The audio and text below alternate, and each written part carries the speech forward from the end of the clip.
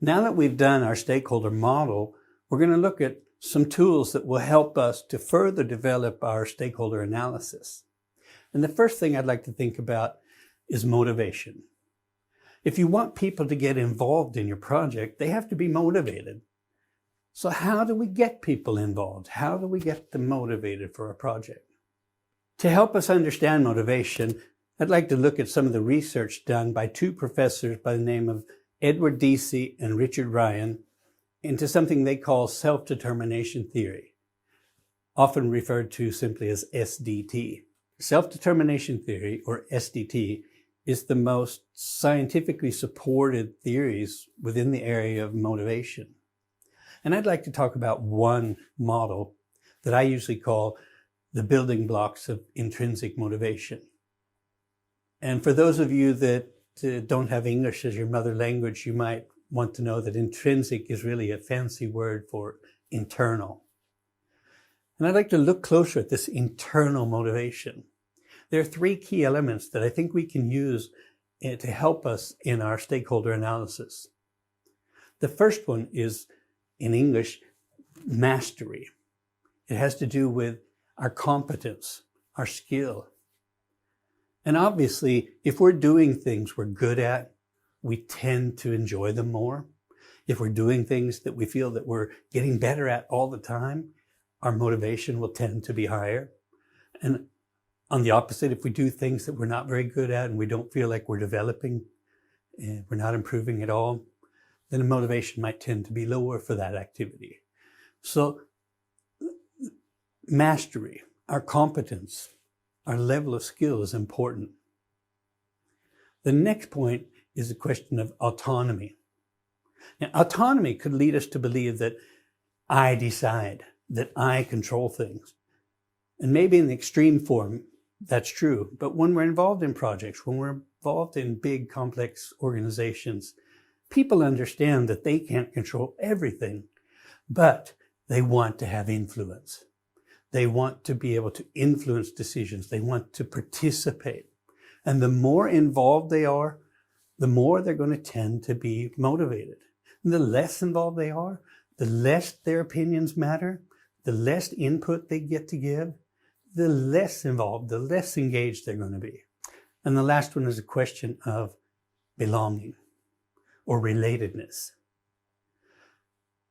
Again here, if I feel like I'm a big part of what's going on, if I feel that I'm a big part of the group doing this activity, I'm going to put more of myself into it. I could make an example from my private life.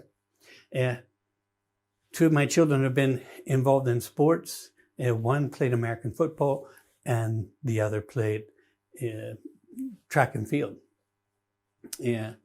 Well, I live in Sweden. American football isn't a big sport here. Having grown up in America myself, and I did play American football, when they asked for help on the football team, we need some parents to help coach. And I put up my hand and they said, have you ever played before? And I said, well, yes, I have. And they said, great, you're a head coach. At the track and field, they said, we need parents to help coach. I put up my hand. They said, have you done track and field? And I said, yes, I have. Great. Here's a t-shirt that says coach on it. Well, turns out that track and field is a big sport here in Sweden. And it was a big club and they had a lot of resources and they had paid trainers, paid coaches who were really top-notch track and field people, young people who've only finished their own careers in track and field, really high-performing track and field experts. So even if I had a t-shirt that said coach on it, I didn't really have much to contribute. And my job was mostly just raking the sand when they jumped the long jump and picking up the bar when they knocked it down on the high jump and carrying hurdles. It was kind of fun because these young trainers, these coaches were well trained, and we would meet 15 or 20 minutes before each practice, and they'd talk to all us parents who had t-shirts that said coach on them and say, well, what do you think we should do today?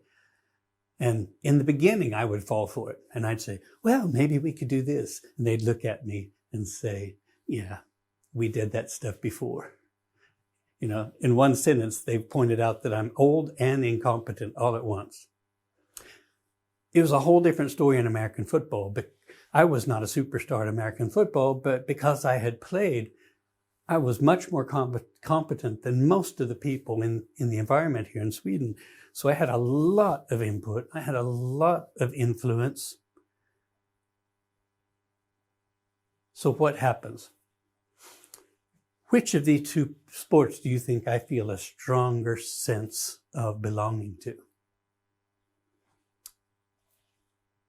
If you guessed American football, you're right.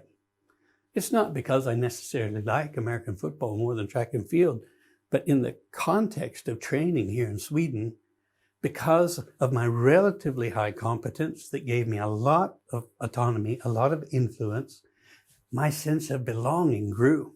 And in the opposite, at track and field, because I had a relatively low competence, I didn't get very much input. I didn't get to contribute very much. And so my sense of belonging was very, very low. So interestingly enough, we can build belonging through competence and autonomy. Now we'll be looking at how we can use these in our stakeholder analysis as we move along.